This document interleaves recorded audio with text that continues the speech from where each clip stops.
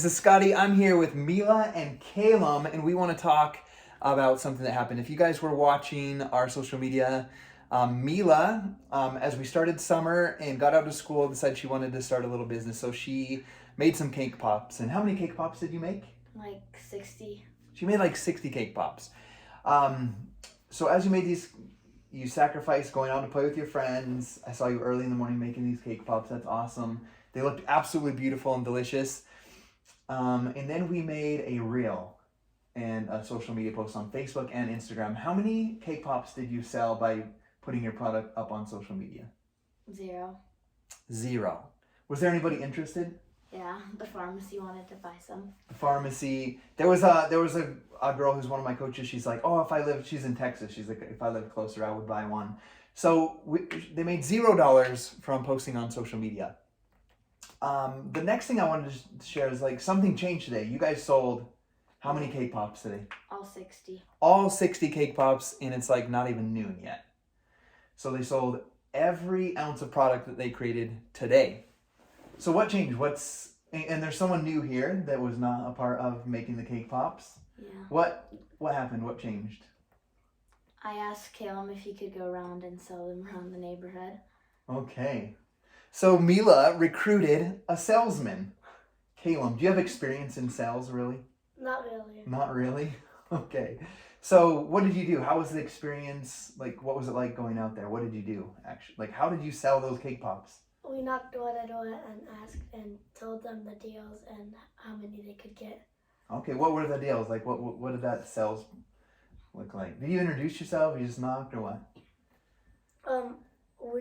When I did it, I was like, our family made some cake pops and we were wondering if you wanted to buy some.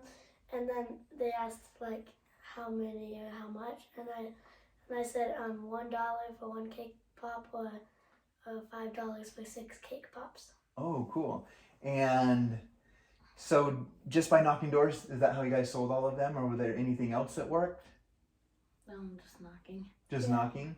You guys were telling me that somebody that you were selling cake pops to like told you to go to someone else? Like, Yeah. what was that? What happened? So we bought some. So they bought some from us, and then there was a guy that pulled up in his truck to his driveway, was their neighbor, and then she told us to go ask him because he would buy some because he was a nice guy. So then we walked over, and then she was like, buy some cake pops, they're delicious. So she was like yelling from her house, hey, buy some of these. That's awesome. So that would be a call to referral. She referred someone to you. So that's awesome that you guys did that. That's all I really wanted to ask them questions on. One other thing. So Mila is the business owner. She created the cake pops, had the idea. Did you just do it for free, or what happened here? Oh, so I gave him 20%. So we made $50 and I gave him 10. Awesome. So Kayla made a 20% commission for going out and selling her product. So that's absolutely cool. That's all the questions I really want to ask them, but I just wanted to really relate this to whatever it is, whatever kind of business you're doing. One of my first ones was making custom signs. Obviously right now I do health and fitness programs with Beachbody and I mentor people in that. Is you can't just show your shake or show your workouts or show your meal plans or show whatever it might be, your bracelets, and post on social media and expect people to flood your inbox wanting to buy everything that you have. You have to actually take the action to, knock on the doors, figuratively speaking. You can do that in person like they did, or you could DM people that are liking the post or commenting on the post. But don't just expect people to just flood those doors and buy everything from you. You have to build that relationship. You have to go knock the doors.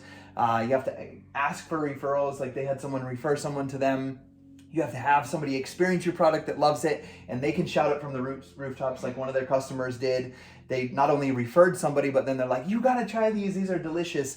And that's the same thing gonna be for your product. So helps people have a great experience with your product. Make sure that they have that positive experience, that they see the changes, the results that they want, and then they're going to help spread that word for you. So that's a little message and lesson we wanted to give you guys on Sales 101 and running and operating a business. It just doesn't magically happen. You have to put in the work.